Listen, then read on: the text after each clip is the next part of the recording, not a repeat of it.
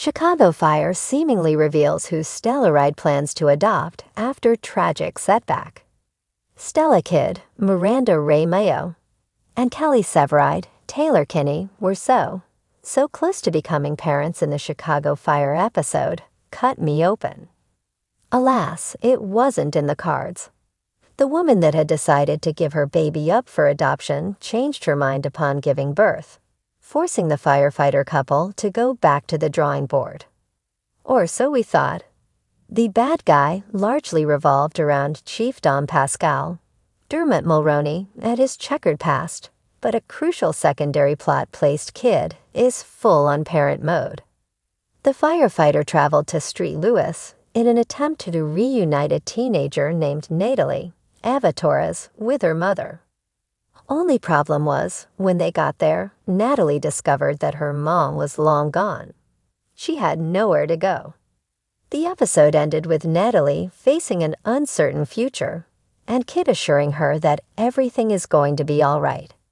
It doesn't take a master screenwriter to see the foundation being laid in front of our eyes. Natalie needs parents, and Kidd and Severide desperately want to be parents. It makes all the sense in the world for the couple to adopt Natalie as their own. Zooming out and reconsidering Natalie's role within Season 13 only supports this theory. She was introduced in the episode, A Beast Like This, which is listed as mighty fine on some outlets, as someone eager to get involved in Kids Girls on Fire program. The more we learned about Natalie, though, the more evident it became that there was more to her story. We learned in the episode Permanent Damage that Natalie was rescued by Kidd a decade earlier. Kidd didn't appear in the episode, but Natalie connected with Severide and asked her to look into the fire that brought the rescue about.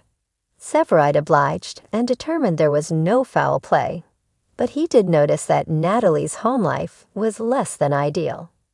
Natalie's older sister, the person she thought may have started the fire, wanted her out of the house. Hence the St. Louis trip. Chicago fire writers are clearly placing an emphasis on Natalie, and the fact that she's had time to establish connections with both Kidd and Severide speaks volumes about her narrative purpose. It's one thing to have Kidd, an aspiring mom, attempt to help, but the show has also shown that Severide and Natalie have the makings of a great father-daughter combo. It makes sense for Stellaride to adopt an already established character. It saves time, and it allows us to have a built-in investment in their child. It doesn't hurt that Natalie has an interest in firefighting, the passion that Kidd and Severide share above all else, their marriage notwithstanding. Adopting a teen also means the couple gets to bypass the sleepless nights that would have come with raising an infant. Stellaride adopting Natalie could, of course, be another false lead. It really seemed like they were going to parents before, and things changed at the last possible minute. That said, we don't think the show would pull two bait and switches in a row. Natalie seems poised to become the daughter that Kidd and Severide have always wanted. Now we just have to watch the final to see if it happens. In a heart-wrenching twist that only Chicago Fire could deliver, last night's episode left fans with tears in their eyes and hearts cautiously hopeful as Severide and Stella Kidd, aka Stellaride, found their adoption journey taking an unexpected but deeply emotional turn. What began as a tragic setback may have ultimately led them to the child they were meant to find. It's no secret that Stellaride has been yearning to expand their family ever since their wedding. After seasons of near misses, long-distance strain, and dangerous rescues that left them questioning what the future might hold, the couple finally seemed aligned. Fans were overjoyed earlier this season when they took the first concrete steps toward adoption, meeting a teenage boy named Malik, a quiet but resilient teen who'd been rescued from a devastating house fire. Malik had built an unshakable bond with Severide after the firefighter pulled him from the blaze and visited him in the hospital week after week. But the glimmer of hope surrounding Malik was dimmed in last week's episode when his estranged biological father re-entered the picture, just as Stellaride was preparing to submit final paperwork. The father's return led to a painful custody battle that ended with the courts awarding him custody based on technicalities and a claimed commitment to rehabilitation. Severide tried to stay composed, but his jaw clenched at every mention of second chances. Kid, ever the grounding force, held his hand through it all, though even her composed demeanor cracked when they had to say goodbye to Malik, watching him drive away from Firehouse 51 with tears in his eyes and his duffel slung low.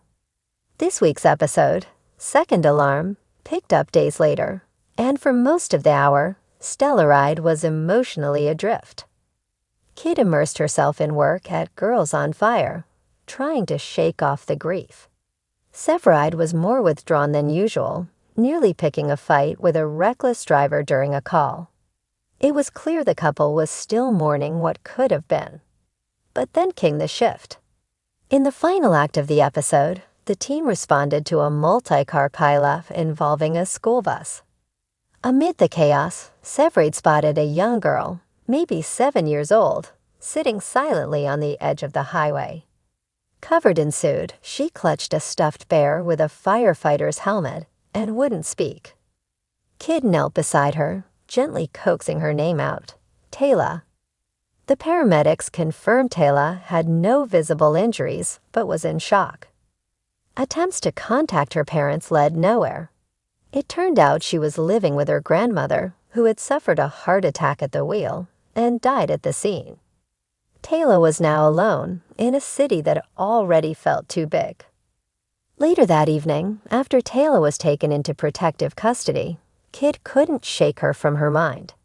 She dug into the little girl's case file and discovered Taylor had no other living relatives, just an emergency contact who hadn't seen her in years.